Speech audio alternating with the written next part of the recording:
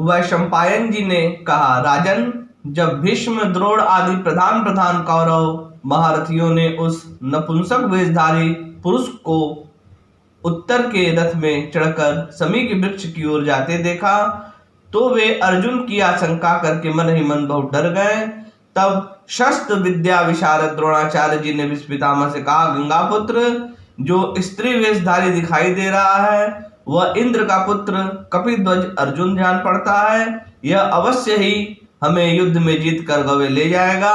इस सेना में मुझे तो इसका सामना करने वाला कोई भी योद्धा दिखाई नहीं देता है। राजन, इधर अर्जुन रथ को समी वृक्ष के पास ले गए और उत्तर से बोले, राजकुमार, मेरी आज्ञा मानकर तुम शीघ्र ही इस वृक्ष पर से धनुष उतारो। ये तुम्हारे धनुष मेरे बाहुबल को सहन करने में समर्थ नहीं है। इस वृक्ष पर पांडवों के शस्त्र रखे हैं। यह सुनकर राजकुमार उत्तर रथ से उतर पड़ा और उसे विवश होकर उस वृक्ष पर चढ़ना पड़ा। उत्तर पांडवों के धनुष को लेकर नीचे उतरा और उन पर लिपटे हुए पत्तों को हटाकर उन्हें अर्जुन के आगे रखा। उत्तर को गांडीव के सिवा वहां 4 धनुष और दिखाई दिए। उन सूर्य के समान तेजस्वी धनुषों को खोलते ही सब और उनकी दिव्य कांति फैल गई।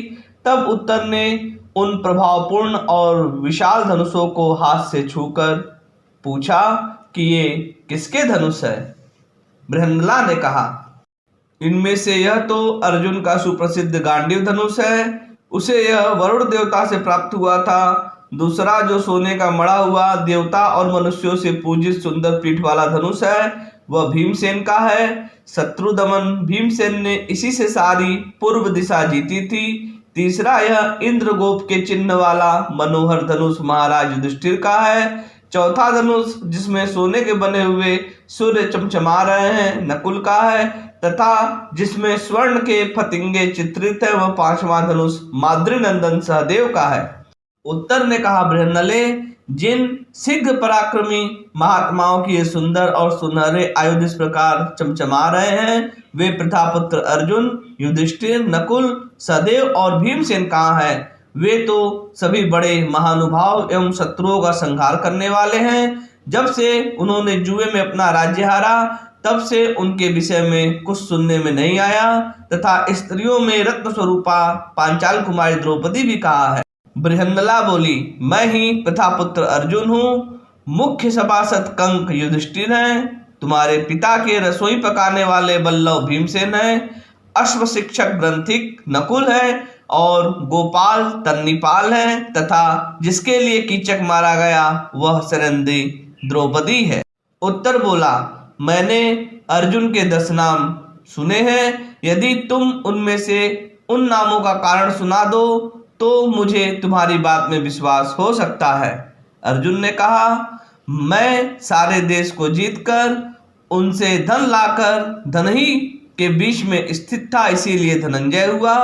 जब मैं संग्राम में जाता हूँ तो वहां से युद्धोत्मत शत्रुओं को जीते बिना कभी नहीं लौटता, इसीलिए विजय हूँ। संग्राम भूमि में युद्ध करते समय मेरे रथ के सुनहरे साज वाले श्वेत अश्व जोते जाते हैं, इसीलिए मैं श्वेत वाहन हूँ। मैंने उत्तरा फाल्गुनी नक्षत्र में दिन के समय हिमालय पर जन्म लिया था, इसीलिए लोग मुझे फाल्गुन कहने लगे।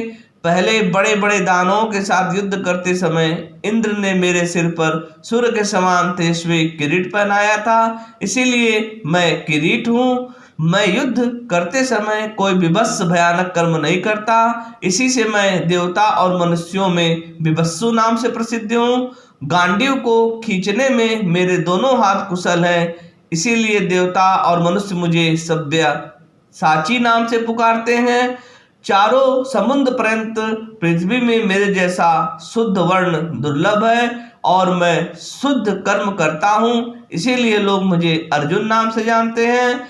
मैं दुर्लभ, दुर्जय, दमन करने वाला और इंद्र का पुत्र हूँ, इसीलिए देवता और मनुष्यों में जिष्णु नाम से विख्यात हूँ। मेरा 10वां नाम कृष्ण पिताजी का रखा हुआ है, क्योंकि मैं उज्जवल कृष्णवर्ण तथा लाडला बालक होने के कारण चित्त को आकर्षित करने वाला था। यह सुनकर विराट पुत्र ने अर्जुन को प्रणाम किया और कहा, आज मेरा बड़ा सौभाग्य है जो मैं पितापुत्र अर्जुन का दर्शन कर रहा हूँ। मैंने आपको न पहचानने के कारण जो अनुचित शब्द कहे हैं उसके लिए आप मुझे क्षमा करें। आप इस सुंदर रथ पर सवार हो जाइए, मैं आपका सारथी बनूंगा और जिस सेना में आप चलने को कहेंगे उसी में आपको ले चलूंगा। अर्जुन ने कहा, पुरुष श्रेष्ठ, मैं तुम पर प्रसन्न हूँ। उत्तर ने कहा, अब मैं इनसे नहीं डरता, क्योंकि मैं अच्छी तरह जानता हूं कि आप संग्राम भूमि में भगवान श्री कृष्ण और साक्षात इंद्र के सामने भी डटे रह सकते हैं। इसके पश्चात अर्जुन ने शुद्धता पूर्वक रथ पर पूर्वाभिमुख बैठकर एकाग्रचित्त से समस्त अस्त्रों का स्मरण किया। अस्त्रों ने प्रकट होकर हाथ जोड़कर कहा, पांडु कुमार, आपके दास हम सब उपस्थित हैं। अर्जुन ने कहा, तुम सब मेरे मन में निवास करो। इस प्रकार अस्त्रों को ग्रहण करके अर्जुन का चेहरा प्रसन्नता से खिल उठा और उन्होंने गांडीव धनुष पर डोरी चढ़ाकर उसकी टंकार की। इस प्रकार उत्तर को अपना सारथी बनाकर पांडव प्रबल अर्जुन ने समी वृक्ष की परिक्रमा की और फिर अपने सब अस्त्र शस्त्र लेकर अग्निदेव के दिए हुए दिव्य रथ का ध्यान किया। ध्यान करते ही आकाश से एक ध्वजा पताका से सुशोभित दिव्य रथ उतर आया। अर्जुन ने उसकी प्रदक्षिणा की और इस बानर की ध्वज वाले रथ में बैठकर धनुष बाण धारण किए उत्तर की ओर प्रस्थान किया। फिर उन्होंने अपना महान शंख बजाया, जिसका भीषण घोष सुनकर शत्रुओं के रोंगटे खड़े हो गए।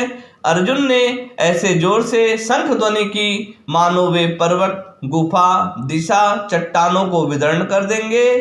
उससे भयभीत होकर उत्तर, उनका सारथी, रथ के भीतर घुस गया। उस शंख ध्वनि, गांडीव की टंकार और रथ की घरघराहट से धरती दहल उठी। जय श्री कृष्ण।